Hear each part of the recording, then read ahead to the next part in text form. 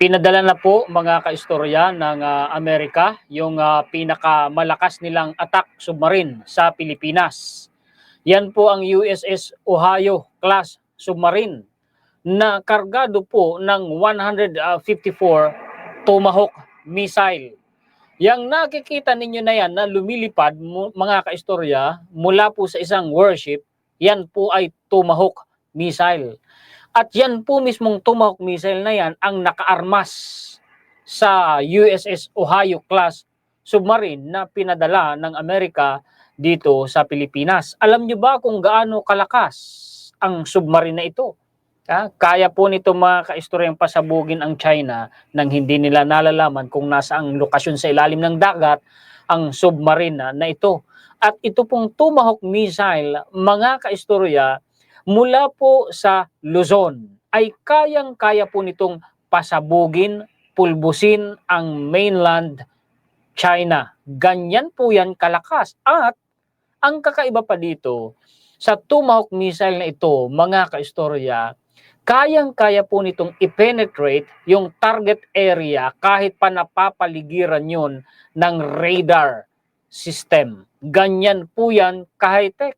Ito po mga kaistoryang pagpapadala na ito ng Amerika ng kanilang attack submarine dito sa Pilipinas ay, kung matatandaan ninyo, matapos po yung balita na binuli, hinaras, winaterkano na naman ng China yung barko natin sa West Philippine Sea. Nagpapasalamat po tayo sa Amerika dahil hindi nila pinababayaan ang Pilipinas laban sa China. Yan na po mismo ang ating mga references, yung nakikita ninyo na yan. At ito po mismo yung balita tungkol sa sinasabi ko po sa inyo. Palakihin ko nga muna ito para mabasa din po ninyo. Ang sabi po mga kaistorya, USS nuclear submarine surfaces in South China Sea. Makita ninyo? Mapagbabawalan ba yan ng China? Mapapalagan ba yan ng China? Mapapalayas ba yan ng China? Hindi. Hindi. Ang kaya lang nilang bulihin ay yung mga malilit na bansa, mga kaistorya, na kagaya po natin, na walang kakayahang sabayan sila sa high-tech po na armas, pandigma. Pero ang Amerika, subok ang mga armas na yan, hindi nila yan kayang sabayan. Kaya nga mga kaistorya, hindi nila kayang palagan eh. Hanggang daldalang po ang China eh. Ang sabi po dito, a United States nuclear-powered submarine capable of launching more than 100 missiles was deployed in the South China Sea during a visit to an allied nation. Tayong binabanggit na allied nation. The arrival of the US Navy guided missile submarine. Tingnan nyo, guided missile ha. Yung tinatawag nilang guided missile dyan, yung Tomahawk missile, mga kaistorya. USS Ohio in the Philippines comes amid ongoing territorial and maritime disputes between the South Asian country and China. Yung South Asian country na binabanggit, tayo yun. Diba? Sabi ko sa inyo, matapos yung panghaharas, ito ang naging tugon ng Amerika, which claims most of the waters in the contested South China Sea. Sakim kasi yan, gahaman kasi yan si China, mga kaistorya eh. Why it matters? Bakit daw mahalaga? Ito pong pagpapadala na ito ng Amerika sa attack submarine nila na ito dito sa Pilipinas.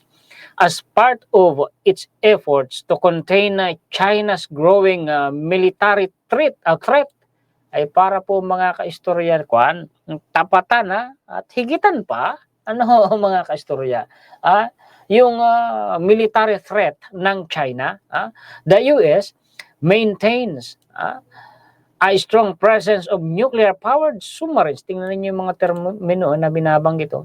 Strong presence, no? In the Western Pacific, dyan sa Pasipiko, especially across 3 north-south defensive island chains. Maraming beses ko na itong pinaliwanag itong island chains na ito eh. Ipapaliwanag ko na lang ng mabilis. Ang Pilipinas po mga kaistorya ay kabilang po sa tinatawag na first island chain. Yan pong first island chain mula sa Japan, Taiwan, Pilipinas hanggang dyan sa may Indonesia.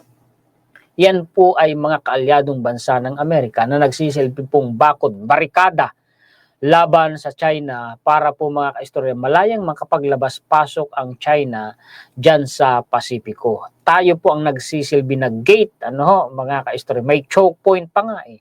kumbaga mga kaistorya, parang bottleneck, no?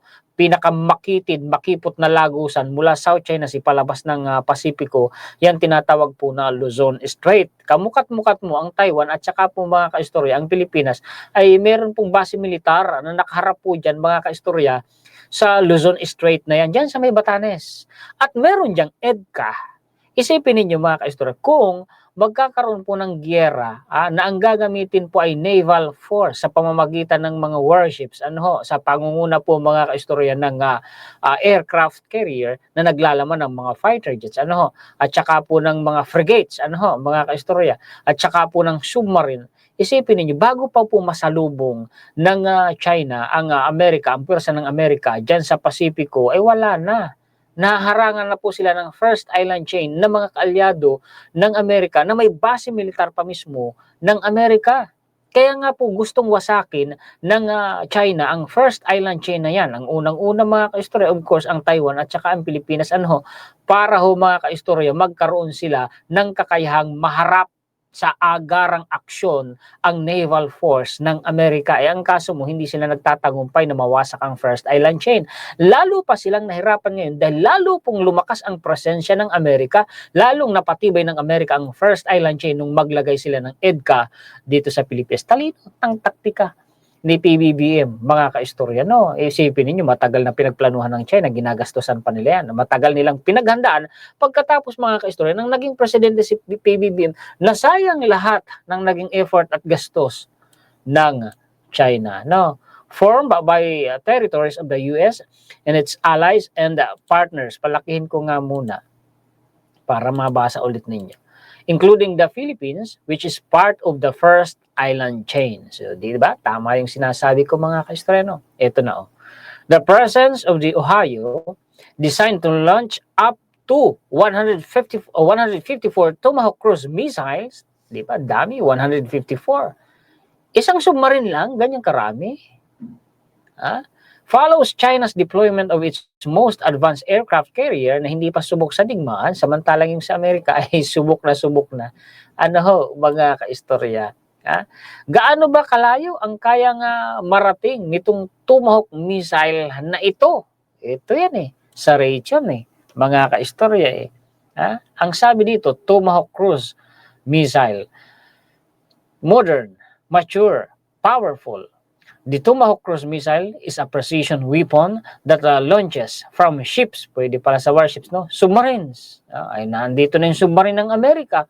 And ground launchers. Meron po tayo ditong Typhoon na ground missile launcher. Oo, meron dito mga kaistorya at pwede dong ibala ang Tomahawk missile. Kaya nga iniiyakan ng China kasi alam nila. Yung ground launcher na yun ng Amerika na nandito sa Pilipinas, yung Typhoon missile system na yan, ay kaya sila niyang pasabugin and can strike targets precisely from 1,000 miles away, even in heavily defended airspace. Kahit pa napapaligiran niya ng radar system, kaya hong makalusot niyan. At ang layong kayang marating niyan mga kaistorya, 1,000 miles away. Kung maano mo, humigit kumulang 2,000 kilometro yan. Gaano ba kalayo, mga kaistorya, yung baybay na probinsya ng China mula po sa Luzon? Nasa humigit kumulang 800 miles lang po yan. Ito 1,000 miles, Ipakita ko sa inyo para may idea po kayo mga kaistorya. Ito ang Luzon, ito po yung Guangdong at saka po Shenzhen. Humigit kumulang ang layo niyan mula dito po sa Luzon ay 800 miles lamang. So kayang-kaya nga. Meron po tayo ditong Typhoon missile launcher na kayang-kayang balahan po mga kaistorya ng Tomahawk missile dito sa Luzon. Papaano yan? Di kayang-kaya nga wasakin. At mismong ang Beijing, kung gustong pasabugin ng Amerika mga kaistorya, ang Beijing na nandito po banda mga kaistorya, no? Alam nyo ba na sa pamamagitan ng submarine, ilalapit lang nila yan dyan sa gitna ng West Philippine Sea. Wala na. Dyan sa gitna ng South China Sea, wala na. Kaya nang mismong pasabugin yung Beijing. At ito pa. Alam nyo bang itong Hainan province na ito, itong malaking pulo na ito, may naval base dyan ang China.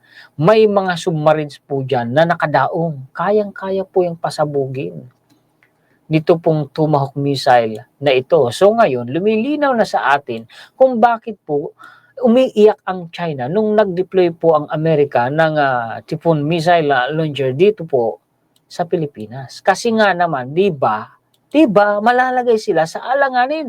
Nagiging parang vulnerable sila sa atake ng Amerika. Oo, ganun pala 'yun mga kaistorya. Ang sabi dito mga kaistorya, meron pa dito sa baba, tried and true. US and allied militaries have flight tested the GPS-enabled Tomahawk over 550 times. Subok na po ito. And used it in an operational environment more than 2,350 times. Talagang subok na. Its most recent use came in 2024 when the US and UK navies launched Tomahawk missiles at Houthi rebel sites in Yemen. Ganon. Tomahawk is a US trademark of the Department of the Navy, an agency of the US government used with permission. The appearance of the Tomahawk mark, so on and so forth. Ganun pala yun. Ayan siya pagka lumilipad na, mga kaistoryo. Napaka lakas pala nito. At isa pang magandang balita, mga kaistorya, ang sabi, ang Pilipinas daw po ay makakatanggap ng pondo sa 3.2 billion pesos maritime security funding po ng Amerika. Nako, 3.2 billion pesos. Ang laki. Pera yan na tulong sa atin ng Amerika, no? Mga kaistorya. Bigay yan kung hindi ako nagkakamali Oo. Ay salamat po. PH as US Maritime Security Funding beneficiary. Kabilang ang Pilipinas sa mga bansang makakatanggap ng pondo sa bagong maritime security funding ng United States na aabot sa $55 million o 3.2 billion pesos ayon sa US Department of State nitong Huwebes, September 25. Layunin nitong tulungan ang mga bansa sa Indo-Pacific region na palakasin ang kanilang maritime law enforcement. Ano ba yung Indo-Pacific region? Ito po mga kaistoryang karagatan na ito, Pasipiko ito ang Africa na ito Mula po rito sa Africa na ito, diyan sa may Red Sea yan India pala yan. Ito pala ang Africa, Mula dito sa Pasipiko na ito, sa may Africa, ito yung Red Sea, ito ang Saudi Arabia, ito ang India. Mula po sa karagatang ito ng Africa, hanggang dito po tatawid yan sa may South China Sea, tapos Pilipinas, West Pacific, hanggang dito po sa baybaying ito ng Amerika. Yan po ang Indo-Pacific region. So lahat ng bansa na nandyan, mga kaistorya, ay kasama po sa Indo-Pacific region. Kasama tayo doon, mga kaistorya. Okay, balik tayo dito. May tensyon sa pagitan ng bansa at China dahil sa mga pinag-aagawang teritoryo sa West Philippine Sea. Patuloy ang panghimasok ng mga Chinese vessels sa exclusive economic zone ng Pilipinas kahit pinaburan ng Permanent Court of Arbitration ang sovereign rights ng bansa at ipinawalang bisa ang 9-dash line na ngayon ay ginawa ng ang 10-dash line. Naku, naman ay salamat sa Amerika. Ngayon, mga kaistorya, ito para mapanatag kayo. Baka may nagkakalatan naman mga kaistorya na ikukudita daw si PBBM ganito ganyan. May mga nananawagan pa sa militar. Napatalsikin na si PBBM. Hindi sila papansinin ng Armed Forces of the Philippines. Tingnan ninyo ito. AFP dismisses destabilization, coup, plots versus administration. Basahin natin to The Armed Forces of the Philippines on Thursday dismissed as baseless and far removed from reality supposed plans to unseat President Ferdinand Marcos Jr. or at least destabilize his administration. The AFP also issued a separate statement denying a purported coup plot involving Defense Secretary Gilberto Goduri Jr. and supposedly backed by the U.S. Central. Fake news yun, hindi yun totoo, mga kaistorya.